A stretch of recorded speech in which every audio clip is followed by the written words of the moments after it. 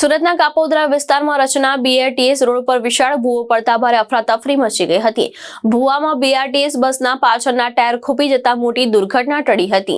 સુરતના કાપોદ્રા રચના BRTS road પર અચાનક વિશાળ ભૂવો પડતા વાહન ચાલકોમાં દોડધામ મચી હતી। ભૂવાની અંદર બીઆરટીએસ બસના પાછળના ટાયર ખૂપી જતા બસ અટવાઈ ગઈ હતી। સદનસીબે આ ઘટનામાં કોઈ જાનહાનિ થઈ હોવાનો અહેવાલ નથી। સ્થાનિકોના જણાવ્યા મુજબ ભૂવો અંદાજે 30 થી 35 ફૂટ ઊંડો અને 45 થી 50 ફૂટ પહોળો છે, જેમાં આખી બસ સમાઈ જાય તેટલો મોટો ખાડો સર્જાયો છે। સ્થાનિકોનો આક્ષેપ છે કે થોડા સમય પહેલા જ આ સ્થળે ડ્રેનેજની કામગીરી કરવામાં આવી હતી અને જે જગ્યાએ કામગીરી થઈ હતી ત્યાંનો રસ્તો બેસી ગયો છે।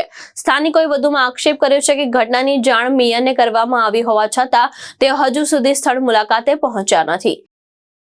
અત્યારે વરાછા વિસ્તારના જે કાપોદ્રા ચોકડીથી રચના ચોકડી તરફ જતો આ બીઆરટીસી રસ્તો છે, રોડ છે, ત્યાં મોટો બધો 30-40 ફૂટનો આ ભ્રષ્ટાચારનો ખાડો ભોળો પડેલો છે।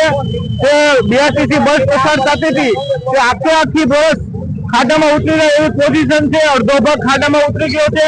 આ મોટા પાયે ભ્રષ્ટાચારનો ખાડો પડેલો છે અને તમે વિચાર કરો કે આમાં જે મુસાફરો હોય છે એનો જીવ પણ જોખમમાં છે, તો આના માટે એસએમસી શું કરે છે? ઠેક ઠેકાણે આવા ભોળો પડવામાં આવે છે, પણ એસએમસી દ્વારા કોઈ કાયદેસરની કાર્યવાહી કરવામાં આવતી નથી અને આ મોટા પાયે ભ્રષ્ટાચાર થતો હોય, કોન્ટ્રાક્ટરો હોય કે તંત્ર હોય, તો આના માટે કડકમાં કડક કાર્યવાહી થવી જોઈએ। કારણ કે આ પ્રજા ટેક્સ ભરે છે અને આ ટેક્સના રૂપિયાનો તમે આ બધો ભ્રષ્ટાચાર થતો એવું દેખાઈ રહ્યું છે, તો આના માટે કડકમાં કડક કાર્યવાહી થવી જોઈએ એવી મારી આશા છે।